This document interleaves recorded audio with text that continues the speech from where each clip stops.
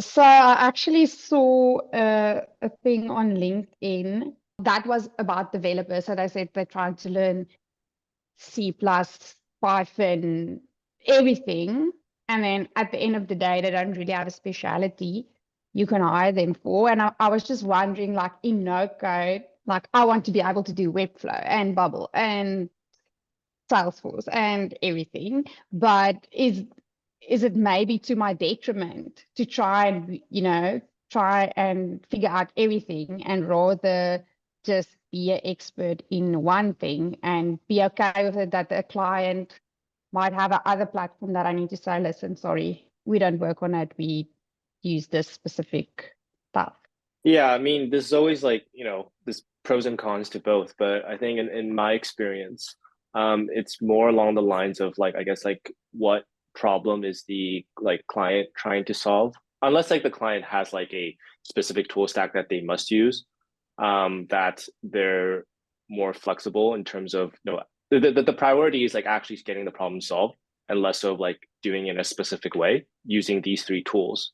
You're able to solve their problem. I don't think you need to really learn all of them, right? As opposed to being able to use it effectively.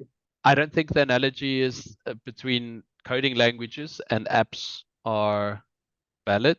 I think there's a difference between learning C#, Java, or JavaScript and all of those different languages to knowing the difference between Airtable, Make, and Notion, right? So I think they are three completely different tools. While I'm sure a developer would be able to argue why the three of them are different, this is completely different. I do also think it's depending on what role you want to fulfill. Right, so what Morris, I agree with what Morris is saying. There's a certain point where you get a problem, and ultimately, I think in most cases, or let me put it this way: in some cases, client don't care which tool you use as long as the problem is solved. I think though that there is just because it's very relevant for us at the moment, it's actually helping clients identify what those problems are collectively, so that it's not as in a business, it's not a single problem, there are multiple, and then having the ability to address those efficiently. And one of that is finding the apps that will address multiple, or if not multiple, a specific one at a cost-effective way. It's so interesting what you just said. Like our whole business relies on customers saying, I have a problem, but I have a tool in mind. Let me go find an expert in that tool. And then from there gets their problem solved. And maybe the expert, like you guys would know, you can maybe say, yes, Airtable could solve that, but I would rather suggest you use Make or something else. So that's an interesting space. In terms of like experts working across a lot of different tools, we generally see people specializing a little bit more than like across, but that just might be our data set. Qualitatively, like if I speak to experts, they're often experts in many tools. But if we look at our data set, it doesn't exactly tell that story. I guess it also depends what kind of tool you want to specialize in, because obviously if you're an expert at using Tally-Forms, it's not going to take you very far.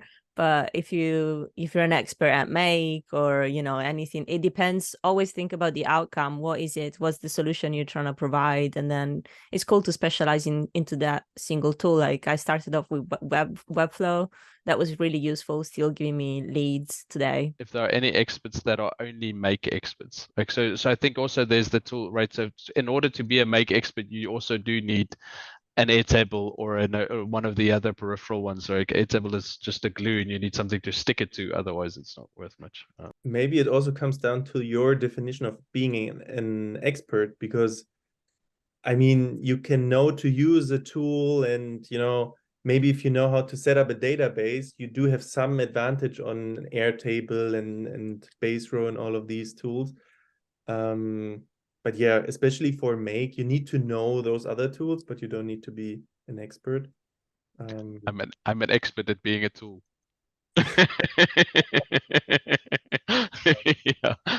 Yeah. The depth also matters. I mean, for coding languages, probably there are experts out there who've spent 20, 30 years on this one language, and probably there are companies who've built their stack 40 years ago who can only call this girl or this guy because he's or she's the only one answering this. That's another level of being an expert than, I don't know, being an expert in tele, you know. But I'm not necessarily like an expert in anything. And I think my questions stem from my approach then would be to maybe go more into problem solving, because that's what I love. Client needs something that I definitely can't do. I can still help them solve their problem and tell them, listen, these are people that can assist you. I think Richard's Right. point in terms of being an expert, you'll be surprised. You'll be surprised how relative the term expert is, especially if you start getting involved in the community, some of the especially app-based communities and some of the questions that come up. Expert in many cases is a title you can apply for, and it gets given away freely, where in other cases you need to earn it.